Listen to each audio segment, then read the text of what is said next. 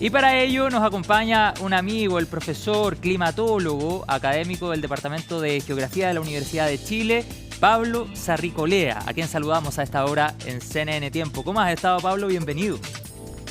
Muy bien, gracias José Miguel.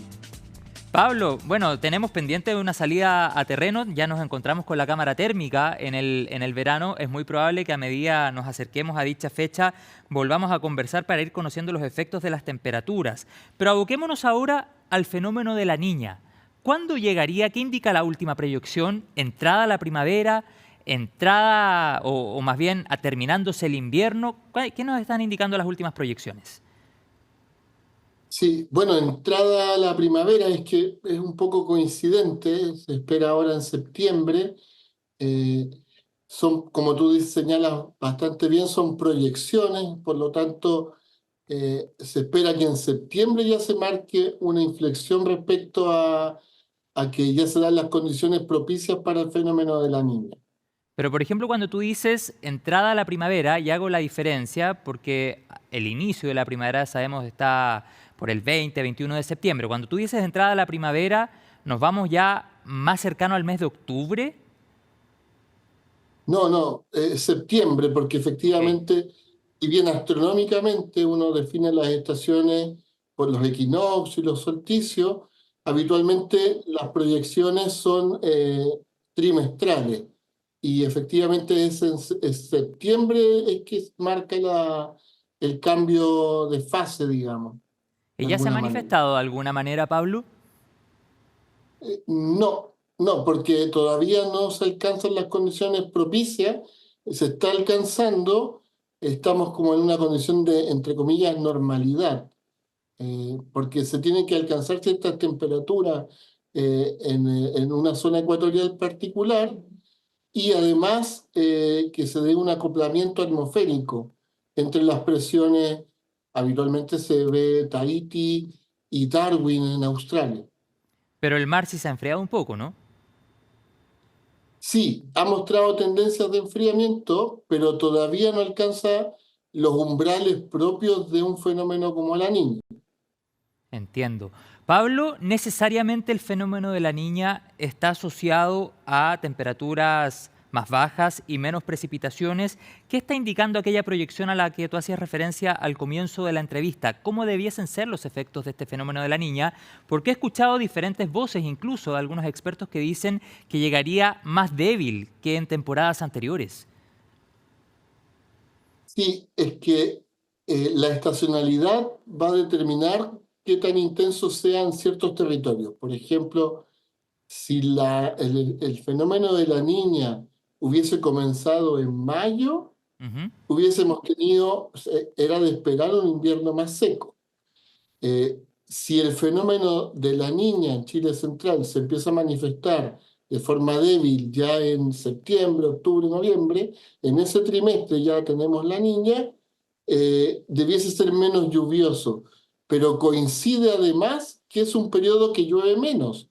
Por lo tanto, aunque sea débil, eh, no debiesen haber grandes diferencias desde el punto de vista regional. O sea, la estación del año donde se manifiesta va a determinar si su efecto va a ser significativo o poco significativo. Ya, pero por ejemplo, cuando tú dices en esa época del año generalmente llueve menos, a lo mejor no vamos a ver un impacto mayor respecto a las precipitaciones porque afortunadamente, y digo afortunadamente pensando en lo importante que es la fuente de reserva para primavera y verano, tuvimos precipitaciones bien intensas durante el invierno 2024 pese a las lamentables consecuencias que generó en muchos territorios. El lado positivo es la reserva que significa. Pero cuando tú dices, por ejemplo, que en esa época del año no precipita generalmente en demasía. Sí podría estar asociado a temperaturas más bajas, por ejemplo, al inicio de la primavera, con consecuentes heladas matinales, por ejemplo, en zonas que esperan esa época del año, sobre todo cuando se dedican a la agricultura. Sabemos que ahí el impacto puede ser grande. Sí, sí, porque como tú bien señalas, eh, con el fenómeno de la niña esperamos condiciones más frescas. ¿Ok? Se esperan condiciones más frescas y el impacto seguramente se va a manifestar, como tú bien dices, en las mínimas. Seguramente vamos a tener olas de calor en primavera, verano, como es habitual, pero en las mínimas se va a sentir el efecto de la niña. Pero me gustaría dar como un dato Por importante. favor. eh, en la zona altiplánica de Chile, con el fenómeno de la niña habitualmente puede llover más. Estamos hablando de Bisbiri, de Lago Chungará, de Surire. Toda esa zona podría tener más precipitaciones con la niña. Y ahí sí que el que sea débil podría ser que no fuese tanto más como si fuera una niña de carácter más fuerte o muy fuerte. Entonces, ahí podría tener un efecto en cuanto a la lluvia, porque la lluvia ocurre justamente en el verano del hemisferio sur. Claro, qué importante el dato que estás entregando, Pablo, pensando en la proyección, por ejemplo, para lo que se conoce popularmente como el invierno boliviano, las lluvias altiplánicas que generalmente se presentan cuando estamos en verano.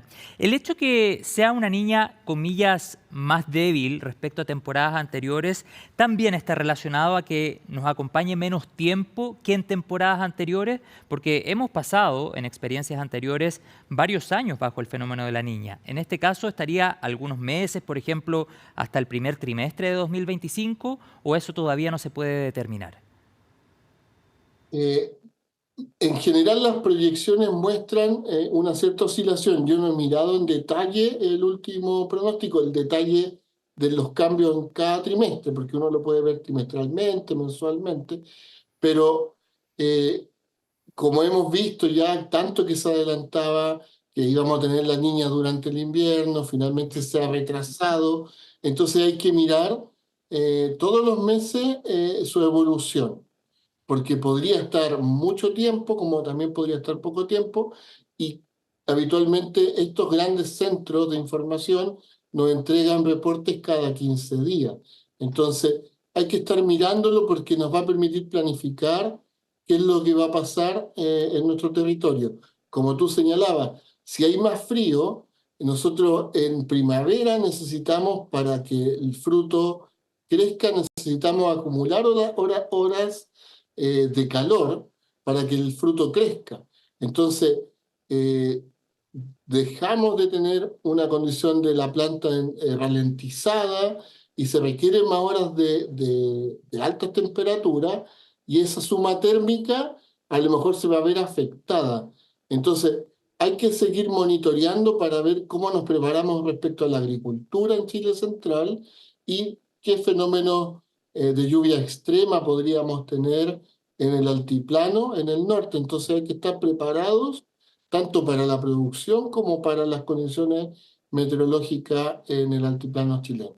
Importante también lo que señala profesor Pablo Sarricolea, porque pones el foco en dos cosas que son súper importantes. Por una parte, la producción agrícola de nuestro país. A mí me preocupa y lo hemos conversado en otros capítulos de CNN Tiempo con, por ejemplo, Patricio González, agroclimatólogo de la Universidad de Talca, los efectos que podrían tener heladas matinales en primavera para el agro en una zona, por ejemplo, el Maule, que es súper agrícola. Y por otro lado, importante el foco, a ver si lo podemos profundizar en otra sesión, en otra entrevista, los efectos que podría tener en el altiplano, en el norte de nuestro país.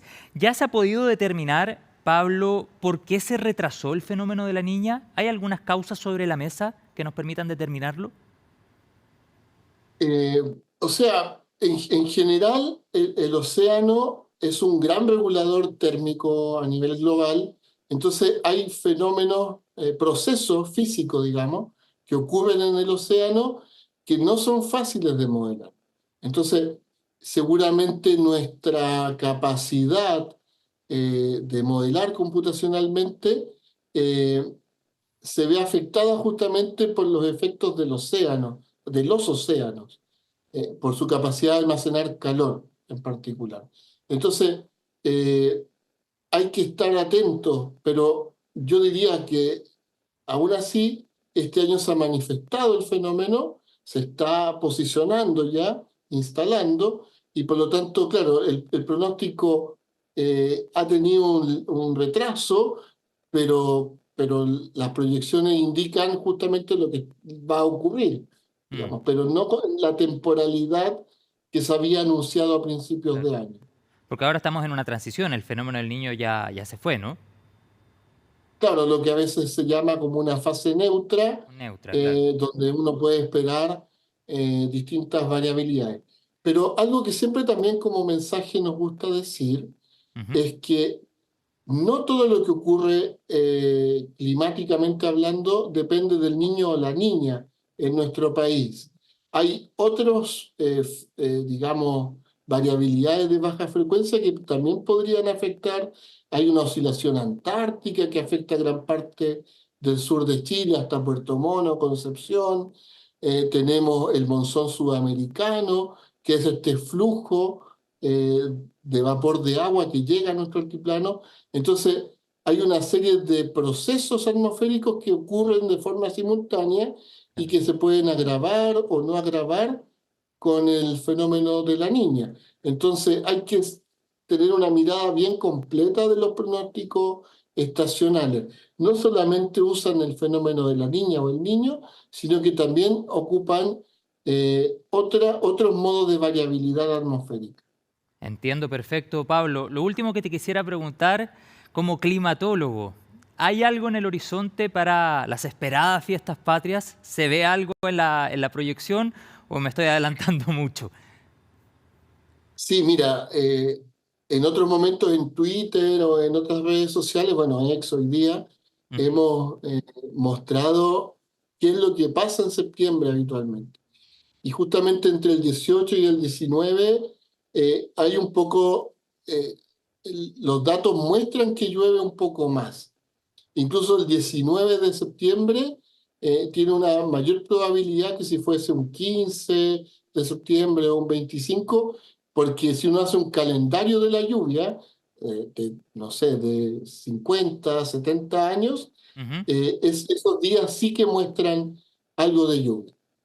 Pero claro, eso es estadística, no Es la podemos decir experiencia histórica, claro. este año 18 de septiembre de 2024 vamos a tener lluvia, pero la Ah, ya. estadística sí que muestra que en los calendarios de lluvia esos días tienen una mayor probabilidad de precipitar. Ya, pero lo bueno, Pablo, es que este año la celebración es súper larga, así es que hay varios días. Tú decías, históricamente la experiencia demuestra que hay una mayor probabilidad el 18 del 19, pero sabemos que todo puede pasar en meteorología y probablemente a medida nos acerquemos a la fecha vamos a tener un pronóstico mucho más certero para conocer la experiencia de 2024. Te quiero agradecer, Pablo Sarricolea, por esta conversación. Nos vemos pronto ahí en la universidad para seguir profundizando en este y otros temas. Muchas gracias. A ti, José Miguel, que estés muy bien.